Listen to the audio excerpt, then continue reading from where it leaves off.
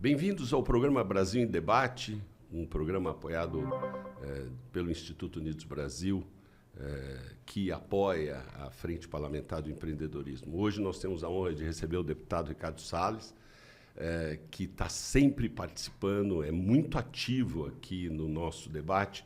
Deputado, bem-vindo, muito obrigado por estar aqui com a gente. Obrigado, Castilho, um prazer estar com vocês aqui na Frente Parlamentar do Empreendedorismo, no Instituto Unidos Brasil, esse grande trabalho que está sendo feito. Deputado, nós temos vários assuntos interessantes que eu acredito que a gente tem que levar a conhecimento das pessoas, mas tem um deles que me preocupa. Me preocupa não, é uma forma da gente esclarecer. Ao longo dos últimos anos, houve um empoderamento do parlamento brasileiro. O Brasil era um país com uma centralização muito forte nos poderes, um poder só. E ao longo dos últimos anos, o poder legislativo, o parlamento como um todo, realmente se empoderou. E, por outro lado, a gente vê a sociedade não está acostumada a conversar com o parlamento, não está acostumado a criar. Como é que o senhor vê esse ambiente de uma frente parlamentar, do empreendedorismo? Como é que o senhor vê, na frente parlamentar como um todo? E como é que o senhor vê a participação da sociedade civil apoiando o senhor nesse debate? Veja só, o professor Ives Gandra sempre faz uma descrição muito interessante dos três poderes descritos na Constituição Federal. E ele começa dizendo que o poder executivo é aquele que representa pelo voto, portanto tem a legitimidade do voto, mas o governo da maioria, pelo menos quando ele foi eleito, ele representava a maioria. E, portanto, é prerrogativa dessa escolha da maioria que o executivo tenha alguma capacidade de escolher políticas públicas e, sobretudo, administrar. Por outro lado, também, conforme ensina o professor Ives Gandra, o legislativo é o governo de todos, é o poder de todos.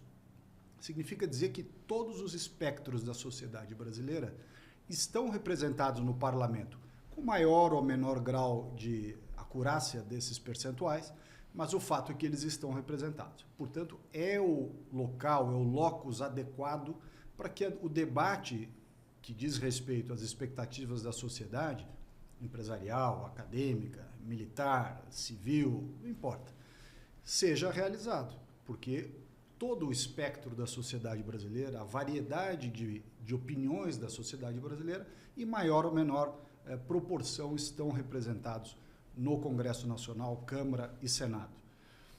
Diferentemente do terceiro poder, que é o Judiciário, a quem compete o importantíssimo papel de resguardar a Constituição e salvaguardar as leis, mas não tem voto. Não tendo voto, não tem legitimidade para fazer política pública, para escolher mérito, né?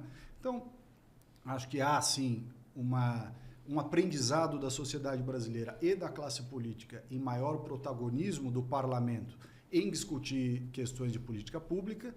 Acho que há um certo erro em colocar questões orçamentárias excessivamente na mão do legislativo, porque a responsabilidade por administrar, repito, é do executivo. Mas acho que o parlamento tem que ter a palavra para isso. Então, o locus de debate é o parlamento, a maneira de fazer esse debate vem sendo adaptada. E as frentes, como esta, a Frente Parlamentar do Empreendedorismo, ela tem efetivamente um papel importante de trazer a oxigenação do debate semanalmente, conforme a agenda legislativa posta ou aquela que você pretende discutir, você trazer as melhores opiniões, você trazer variadas opiniões ou justamente a visão de quem carrega o Brasil nas costas, que é quem trabalha, paga imposto, né, e vence a burocracia no dia a dia. Então, esse papel é de extrema importância.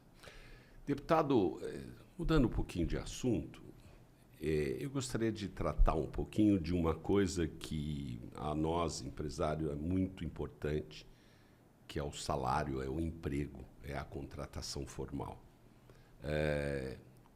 Nós sentimos que o Brasil tem hoje um peso um pouco desproporcional e cada vez mais existe um peso em quem paga salário para recolhimento da folha. Há alguns anos atrás, o Instituto começou a trabalhar e levar uma série de informações para a Frente Parlamentar com relação a esse peso que estava acontecendo. E nós, a frente, decidiu apoiar uma coisa chamada desoneração da folha, que começou por um problema aí de pandemia e tal, pouco antes até, mas e que depois se transformou num problema sério, porque 17 setores têm esse benefício, os demais setores não têm, e, por outro lado, estão se questionando se tira ou não esses 17 setores. Como é que o senhor vê esse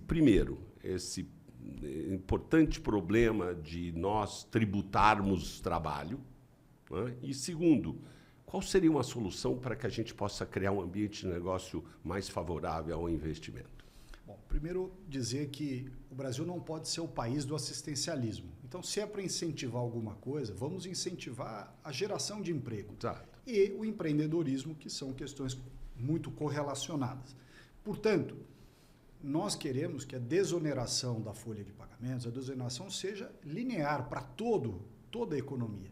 Enquanto não dá para fazer para toda, porque eventualmente você tem desequilíbrios orçamentários e fiscais decorrentes do excesso de despesa e que este governo está aumentando ainda mais o custo do Estado brasileiro e, consequentemente, vai precisar repassar ainda mais para as costas, não só do trabalhador, como do empreendedor também, mas eu sou 100% favorável a toda e qualquer desoneração da folha que nós pudermos ampliar, aprofundar, alargar, inclusive não só a extensão, mas também a abrangência, do seu ponto de vista, de diferentes setores. Acho que essa é uma briga que vale a pena. Vale a pena a gente lutar para que as pessoas tenham empregos. E para que elas tenham emprego, o emprego tem que ser menos oneroso. Quando as pessoas têm emprego e caminham com as próprias pernas, você não precisa ter tanto assistencialismo. O Brasil é o país da Bolsa Família, da Bolsa isso, Bolsa aquilo, auxílio isso, auxílio aquilo, né? E nós vamos acabar virando o que virou a Argentina, que é um país que está todo mundo pendurado no governo. Então, é melhor, se é para ter renúncia fiscal, se é para ter algum comprometimento do orçamento, que seja pela desoneração da folha, que diz respeito à meritocracia, ao trabalho, a caminhar com suas próprias pernas. E não onerar a folha de pagamento para depois ter que dar subsídio, ou ter que dar ajuda, auxílio, etc. Então, este é um conceito fundamental. Por outro lado, também é importante que a sociedade entenda de uma vez por todas que não tem milagre. Se você aumenta o custo do país, você aumenta as despesas públicas, aumenta o salário do funcionalismo, aumenta uma série de subsídios a setores governamentais, programas de indução do crescimento, PACs e outras coisas mais, alguém vai pagar essa conta. E o governo, obviamente, como ele é uma mera transferência de recurso da sociedade para a despesa, o que ele vai fazer? Ele vai aumentar os impostos. Então, nós temos que brigar para o governo parar de gastar, parar de crescer, sobretudo, as despesas obrigatórias, despesas de contratação, de aumento de folha, porque você não volta mais atrás. E se você não volta mais atrás, você não vai ter diminuição da arrecadação, dentre elas a arrecadação decorrente da folha de pagamento, que deveria ser zero. Né? Se você quer incentivar o emprego, taxação de emprego deveria ser zero. Vai tributar outra coisa. Não faz sentido. Mas, enfim, Brasil.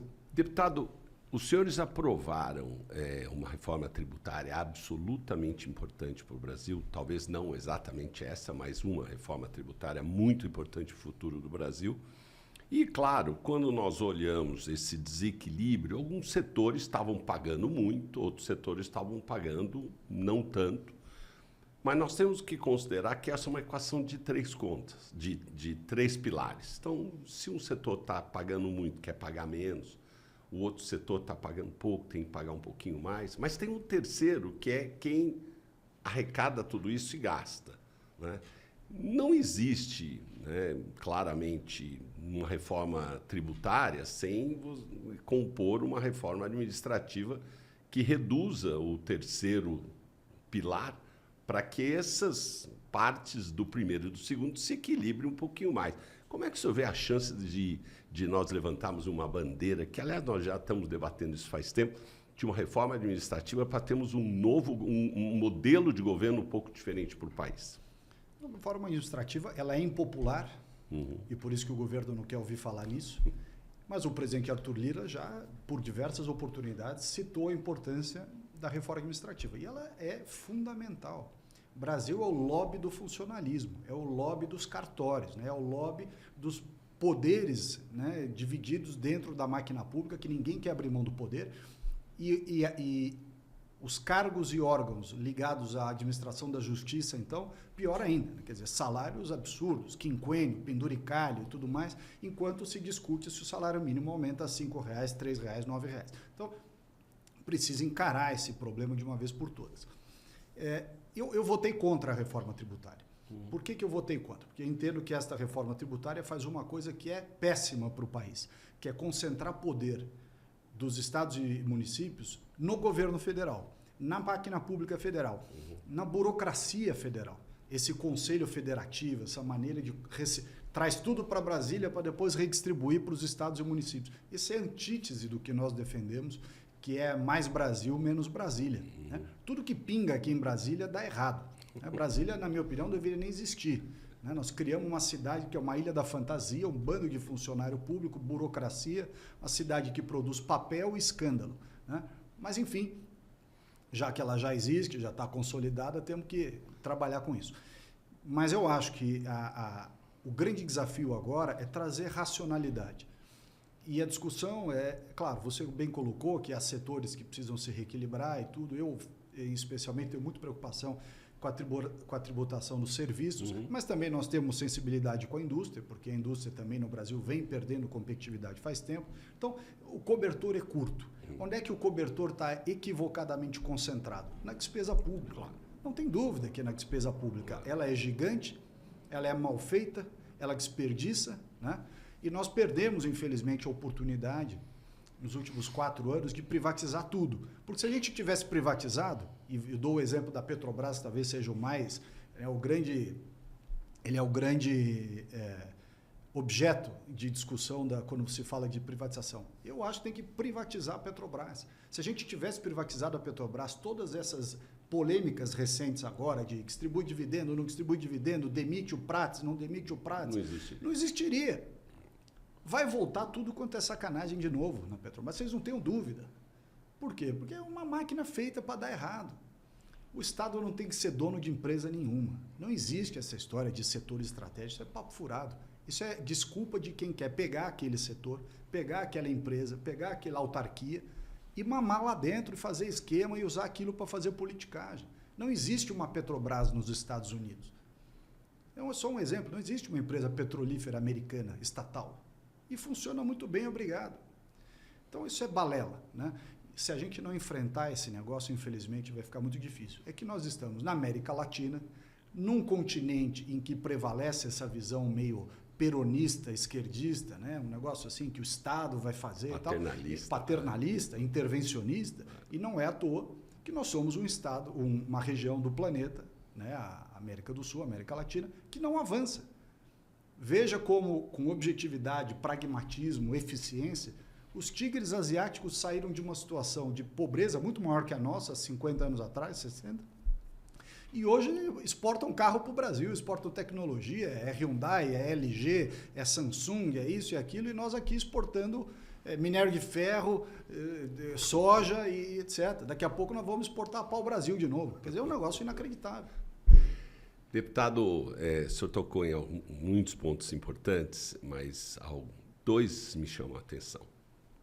O senhor tem toda a razão de dizer que o Brasil não cresce, porque se somarmos o crescimento do PIB brasileiro nos últimos anos, ele é insignificante, porque ele não veio acompanhado do crescimento da renda per capita. A renda per capita é rigorosamente a mesma, ou seja, o Brasil não está crescendo. A indústria brasileira e o comércio brasileiro claramente não precisam de protecionismo, mas eles precisam de uma regra para poder crescer numa base de isonomia.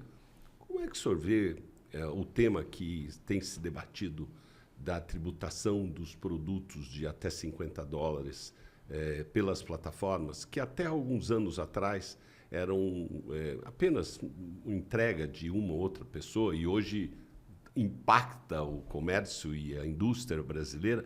Como é que o senhor vê esse tema se por um lado nós somos liberais, queremos uma economia, mas por outro lado nós temos que criar alguma condição para a indústria e o comércio competir de forma isonômica. Como é que o senhor vê isso? Olha, eu vi uma figura de linguagem outro dia, ouvi numa palestra, a pessoa dizendo que essa briga com a China, sobretudo com a China, não é só a China, mas sobretudo Sim. a China, ela é uma briga jogar em campo de futebol na vertical. Né? Nós somos o time que está embaixo tentando fazer no gol no time que está aqui em cima.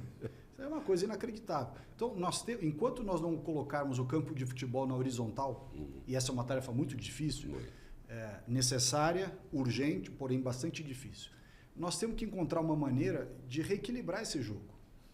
A indústria no Brasil vai quebrar desse jeito. O setor de varejo, o grande comércio, vai quebrar. Porque outro dia eu conversei com o pessoal de calçado infantil, de Birigui, que é uma cidade que eu tenho enorme apreço, tenho grandes amigos, tive uma excelente votação como deputado lá em Birigui. Minha mãe é de Araçatuba, do Pois lado. do lado.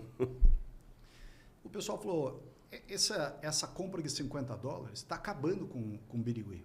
Aí você conversa com o cidadão, fala assim, olha, mas não posso comprar nada. O rico vai para o exterior, compra $1.000 com isenção, entra no Brasil com isenção e os $50 do coitadinho. É verdade, mas tem muita compra fracionada, tem muita simulação. Né? Tem. E a chinesada não está nem aí. Não. O cara manda a coisa aos tubos para cá, de carro elétrico a sapato infantil, de remédio, tudo. Né?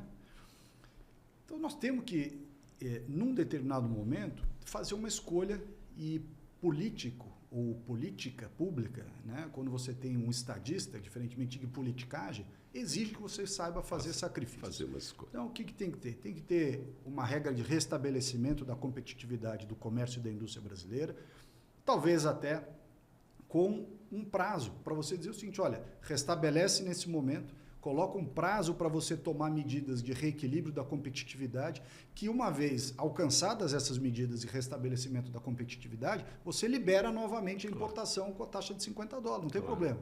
Mas nesse momento, nós estamos fechando tudo com emprego no Brasil e a chinesada se divertindo lá com o nosso sentimento aqui de libero geral. Né? Então precisa ter um cuidado, mas também sem deixar de perder de perspectiva a nossa visão de que não pode ter protecionismo para indústrias e para segmentos que são, ou sejam, eventualmente, inerentemente anticompetitivos e ineficientes. Porque senão a gente volta daqui a pouco para o computadorzinho lá da, não sei aonde, eu não vou citar o nome da empresa aqui, que era uma porcaria de computador e você não podia trazer computador de fora. Como era a indústria de automóveis no Brasil, que o Collor abriu, como era isso, como era aquilo. Quer dizer, precisa ter competição, precisa ter. Agora, não pode ser uma coisa predatória, quase que um suicídio da economia brasileira. Isso não pode.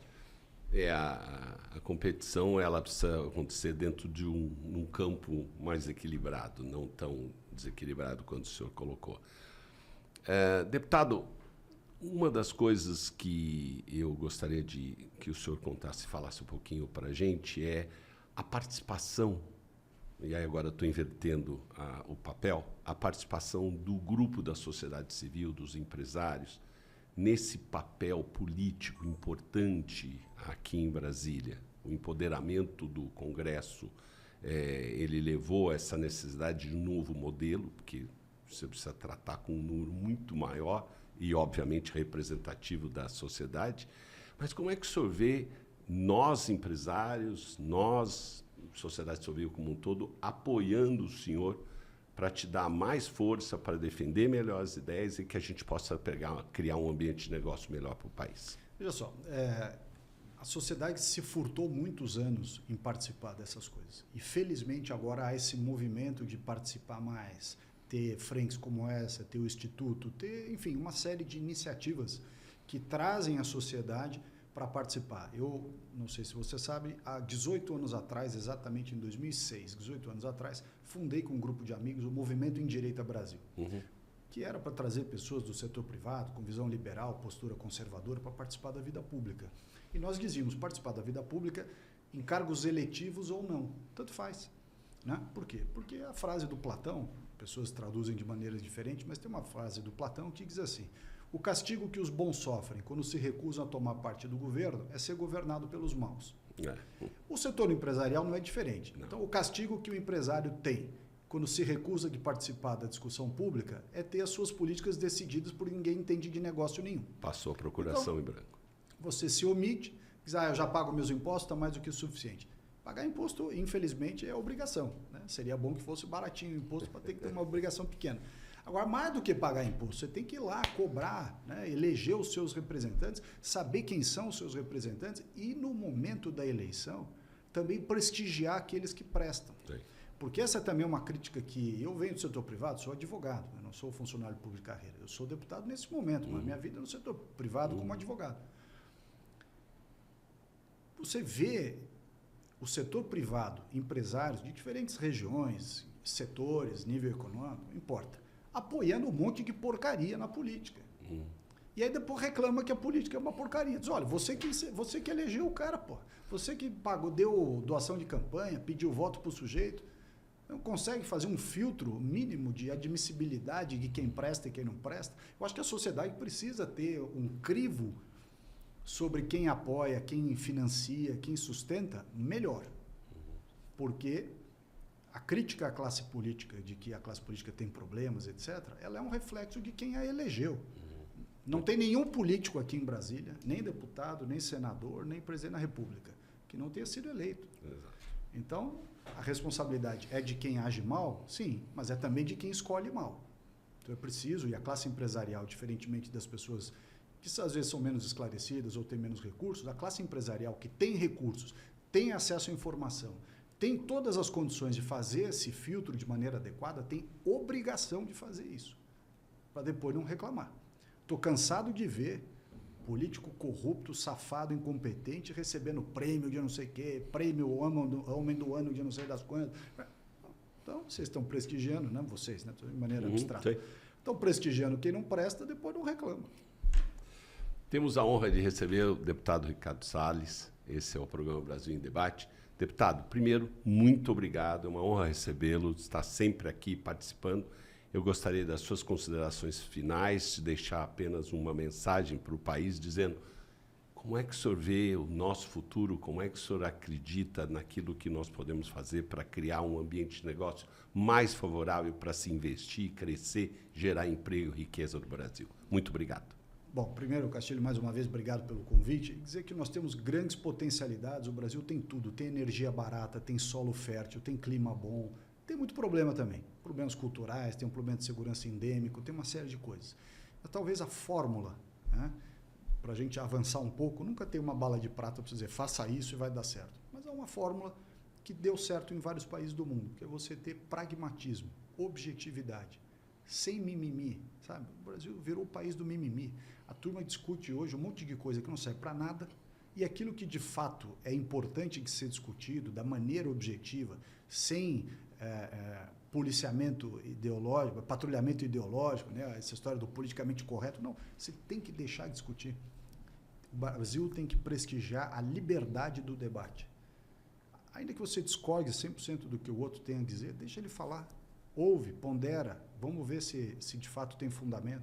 E aqui no Brasil está interditado o debate, né? Até porque você muitas vezes discute certos assuntos, acorda com o japonês da Federal em casa. Então, tem que ter efetivamente liberdade para debater, objetividade e pragmatismo. Se a gente tiver isso, o Brasil tem todas as condições. Tá? Tomar cuidado com os problemas também. Deputado, muito obrigado. Obrigado a você.